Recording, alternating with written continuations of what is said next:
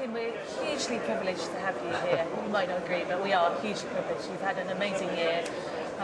Gold medalist, Olympic medalist for 1,000 metres kayak and bronze 500 metres. Yeah. Fantastic. I mean, kind of quite life-changing experiences altogether for you. Yeah, I mean, most of the life-changing experiences have been since the Olympics, to be honest. You spend the rest of the time just training and training and training. You never quite prepare for what it's going to be like once you've competed at the Olympics and what's going to happen afterwards in terms of film premieres and getting invites to all sorts of parties and functions and dinners. And it's been a really amazing time.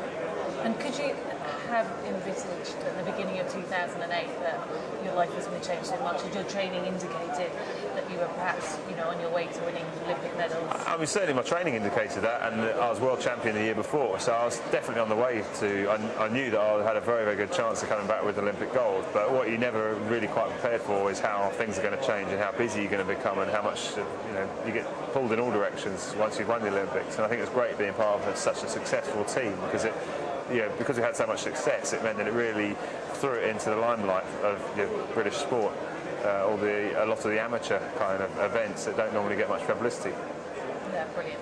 And you're here today at the triathlon show, which is a little bit different to kayaking, but I think you're quite well known now in the triathlon world. You've taken part in quite a few events. I'm not sure I'd say I was well known in the triathlon world, but I've certainly done a few triathlons now, and I'm really loving it. I think triathlon's such a good sport, and it's certainly fast growing, very, very accessible for all age groups. I mean, I started one of the scoop bike runs, one of the human race triathlons. So I actually ran round, and it was like Pied Piper, and you had all these kids follow me on their scooters to follow around the course that we're doing. And that's what I think is really good about the sport. I like the fact that I know how to swim, I know how to ride a bike, I know how to run, but doing the three together, it's a good challenge. And like I say, I think it's in a fast-growing sport in this environment, and it's certainly something for the future. And training-wise, I mean, obviously you're seriously fit.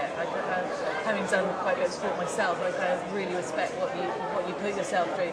It's 1,000 metres. Yeah. It's a short time. I'm not sure what your time was. Yeah, well, it's only 3.5 minutes for 1,000 metres, or just over 1.5 minutes for 500. So it's like flat-out sprinting. But the training we do involves a lot of aerobic work. So a lot of our sessions will be 20, 30k in the water. We'll be running 10, 15, 20k sometimes, and we're swimming sort of 3-4 kilometres in a session. So we're achieving the same sort of training that we need. So you're fit and you're cardiovascularly fit.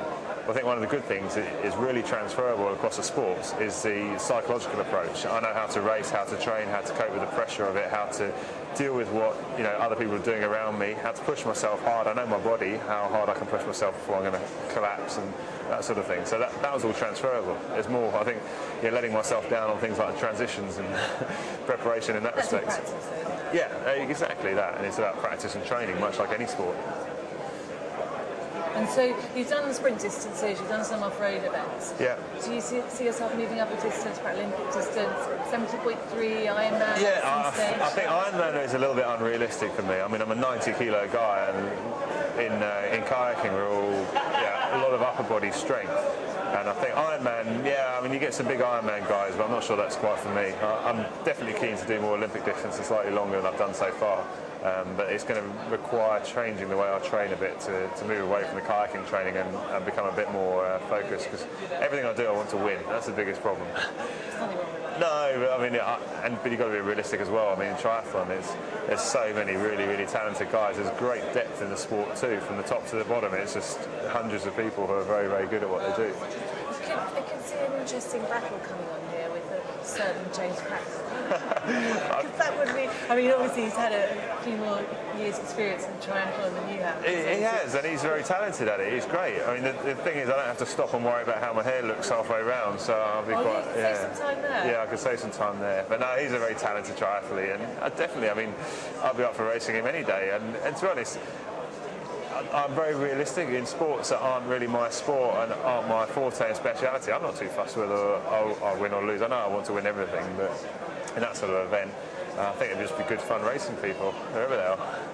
Just talk us briefly through the moment when you crossed the line in Beijing and you were Olympic gold medalist. What do you remember? Kind of the first thoughts that went through your mind? I mean, I was obviously over the moon because I'd done what I set out to achieve, and I knew that I was capable of doing that, and all the preparation had gone absolutely perfectly. So in a sense, I wasn't surprised. I was very relieved that it had all gone to plan and I had won. But in reality, I started to think about my race the next day, because the following morning I had a 500 metre final. So I was thinking, okay, well, that's job half done. I've still got 500 metres to go. So it was really then going through the same routines and thinking practically, okay, I need to warm down, I need to rehydrate, I need to refuel, I need to get my kit dry and pack my bag and get everything sorted for the next morning. So I didn't really start to reflect on what it was like to have just won that race until probably the following day after I'd actually finished all my racing and finished the 500 final as well. Did you go and party?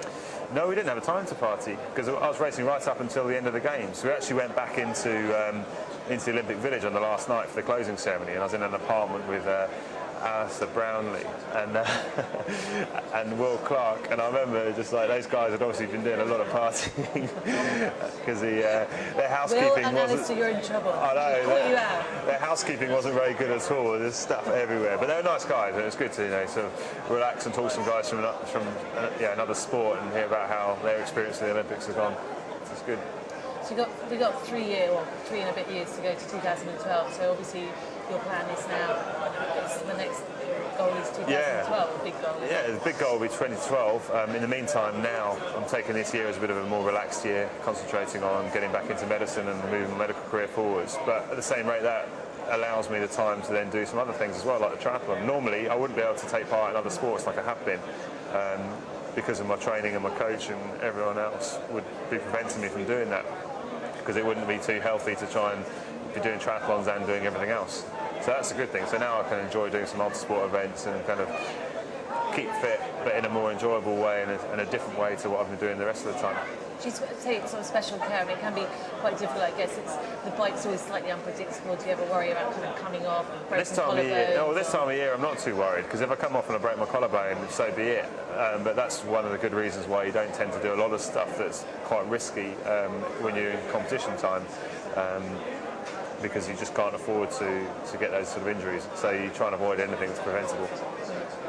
And did you swim when you were younger? No, that's probably my worst discipline actually, is the swimming side of things. So, and also in our sport, we develop a lot of our upper body and our shoulders, and we've got great range of motion in the way that we're actually paddling. But when you're swimming, trying to get your arm sort of nice and tight to your head is very, very difficult. So we actually end up not being super good swimmers. I'm going to swim along with my legs sinking like that. The swimming part probably is, I guess, what you must find the toughest, because in your race it's kind of you've got your space, you don't have to worry about other people, and it can be very daunting, I think, a triathlon for anyone.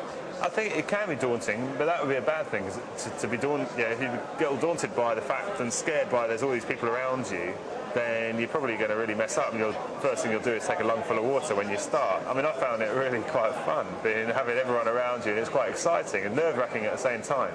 But you've got to look at it in a positive light, because otherwise you are going to be just totally freeze and end up getting kicked in the face, and I think that's part of it. And it's like being big and strong, you can kind of fight your way out of it anyway. It's part of it, everyone else has got exactly the same problem as you. You're probably going to be annoying other people as much as they're going to be annoying you in that big group, but that's part of the fun of it, I think.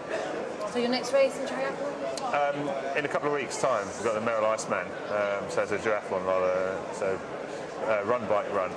And then hopefully... Some people find duathlon kind of quite a lot harder, because the first run tends to be quite faster than the 10k run or the 5k run in a triathlon. It's particularly unpleasant. I think it'd be interesting, but I'm certainly keen to get some more triathlons on my belt as it gets into the summer months. Lovely.